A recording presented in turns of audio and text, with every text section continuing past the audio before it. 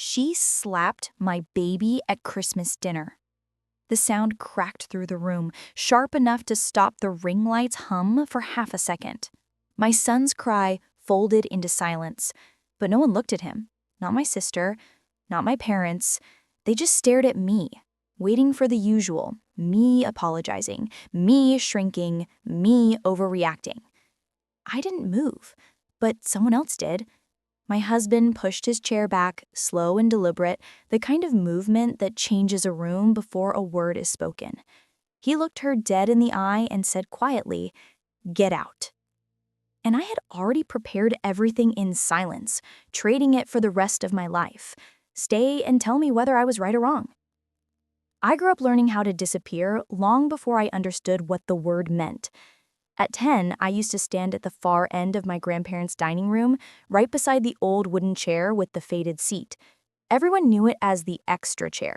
I knew it as mine.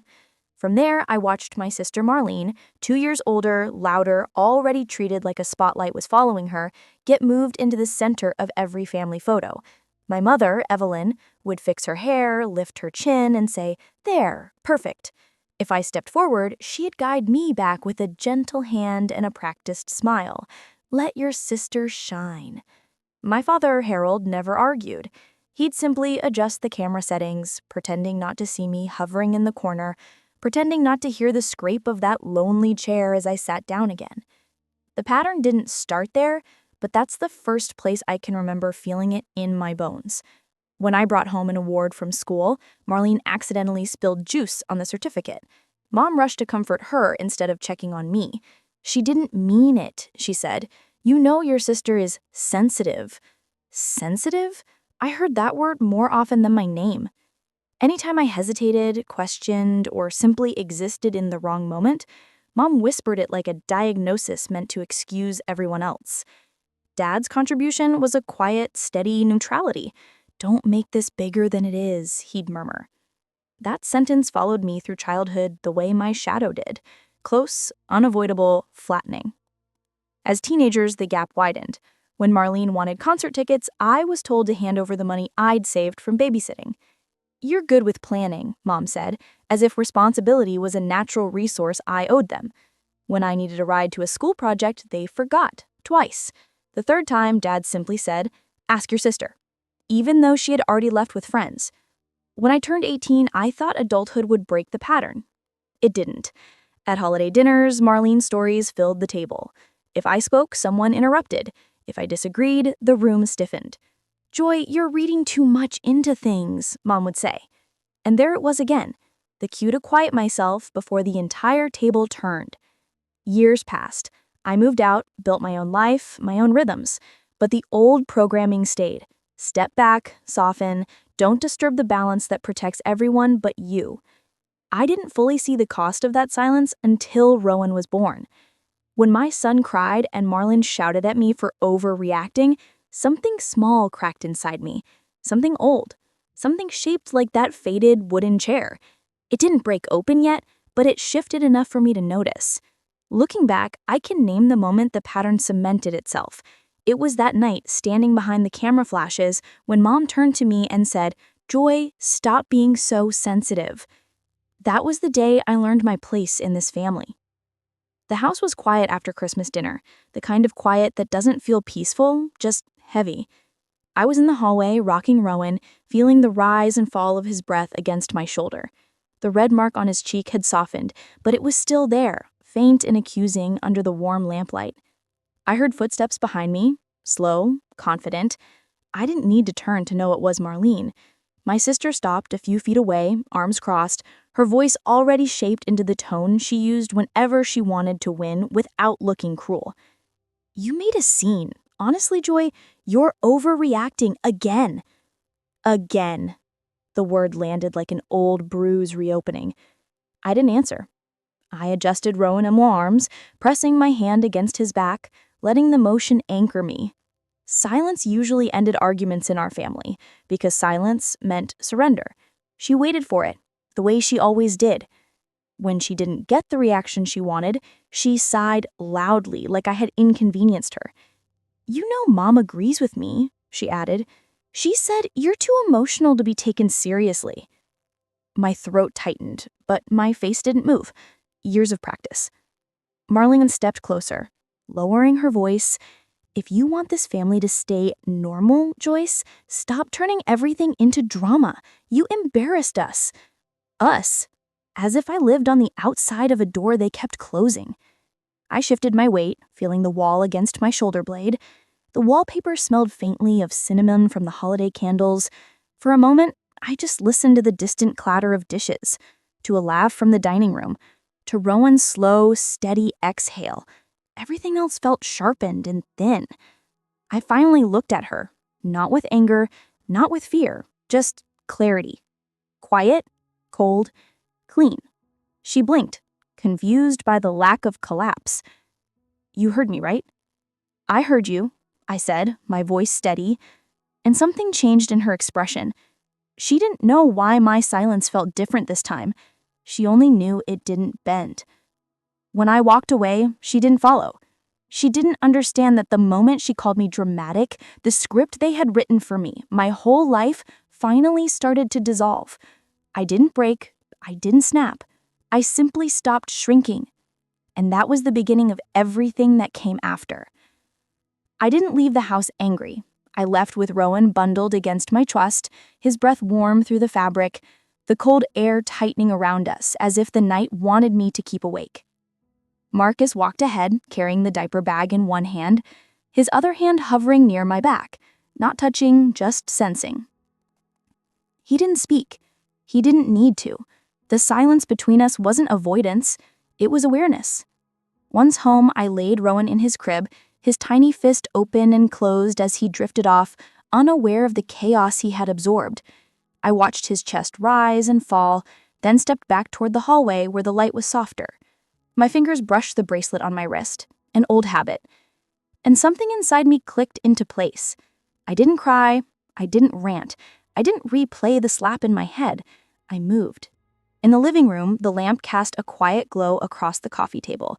I set my phone down, unlocked it, and opened a blink note. My thumbs hovered for a moment before typing the first line. December 25th, 7:14 p.m. Rowan slapped. Then I added the details. Angle of the ring light, the distance from the table, the time my son's cry stopped. The words appeared clean and sharp, like cutting a straight line through fabric. When I finished that entry, I opened the camera roll and scrolled to the photo I'd taken in the hallway. Rowan's cheek, the faint red imprint, the soft light catching the outline. I saved it to a folder labeled Rowan Health Notes. It wasn't anger guiding me, it was precision. Next, I opened the family group chat and took screenshots of everything that mattered. My mother's dismissive text from last month, Marlene's messages about filming content, Evelyn telling me not to ruin the vibe with my concerns. Each screenshot went into its own labeled folder. After that, I opened the spreadsheet I used for household planning. I created a new tab, Timeline, another tab, Witnessed Observations, another, Communication Logs. My fingers moved faster as the structure built itself under my hands. I tucked my legs under me on the couch and leaned forward, adjusting the blanket draped over the armrest. The house was quiet, except for the soft click of the keyboard and the low hum of the heater. Marcus walked into the room, paused behind me, and placed a warm mug of tea at my elbow. He didn't ask what I was doing. He saw the folders, the screenshots, the photo of Rowan. He only said, "Take your time," then stepped back, giving me space to continue. I didn't need permission. I needed clarity. I created a document for all medical notes since Rowan was born. Temperatures, doctor visits, feeding patterns, not to weaponize them, to protect him, to show the truth without raising my voice, to build something solid enough that no one could call it overreacting. The clock on the wall shifted past midnight. I kept typing. At one point, I opened the billing folder, payments, receipts, the usual paper trail of adulthood. I scanned through files, noting dates, cross-referencing them with conversations, aligning patterns I had ignored out of habit, not because they mattered directly to what happened, but because they proved something deeper. I had been doing the emotional and logistical labor of this family for years, while being treated as the background of my own life. I pulled the laptop closer, creating one final tab titled simply Recommendations. It wasn't dramatic, it wasn't vindictive, it was a list of steps forward for Rowan's care, for communication boundaries, for safety, for truth. Then came the hardest part, sending the email. I drafted it slowly, reading every word aloud in my mind. It wasn't an accusation, it wasn't a threat, it was documentation, neutral, steady, factual. I addressed it to a legal advisor I had contacted once before during a tough maternity leave issue. I attached the folders, the timeline, the photos. My cursor hovered over the send button. I exhaled once, deep and quiet, then pressed it. The whoosh of the email leaving my outbox sounded like a door closing softly. Not dramatic, just final. Marcus returned, leaning against the doorway. "You sure?" he asked. "Yes," I said. "I'm done being the only one who remembers what actually happened." I stood and stretched, feeling the ache in my shoulders for the first time.